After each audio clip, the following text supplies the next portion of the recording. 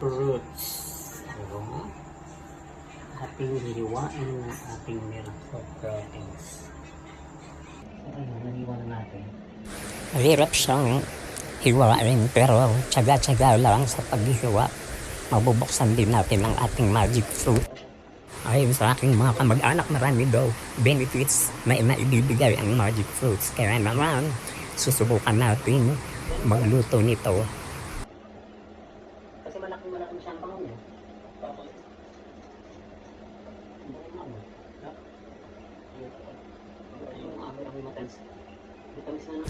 Ayan, sininghot ko at mabango yung amoy niya.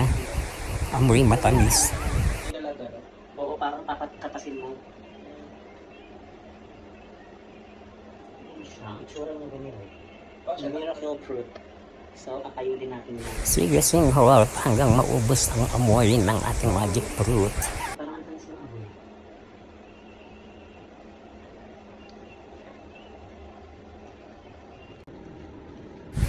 Sana lang ang benefit ng magic fruit na to maparami yung pera mo.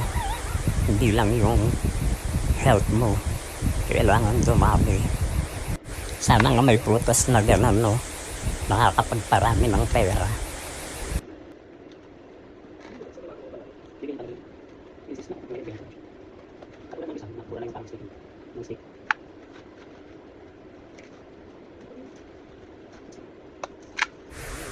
So ayun, ito na lahat po ng ating mga natayod. Ang dami, grabe, punong-puno yung kasirola ko, tapos yung tuwali ko. Ayun, in-adjust ko na lang para hindi tumapon yung magiging sabaw.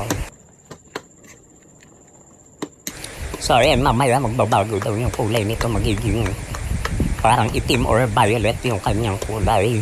Ibig sabihin nun ay pwede na siya luto na, papalamigin na lang siya at tingin sasalain. Hindi ko na po papakita yung pagsala, basta na after nito pwede na siya ilagay sa mga bote, or kung gusto niya, kung may tumbler kayo doon, lagyan nyo, tapos palamigin nyo sa rep.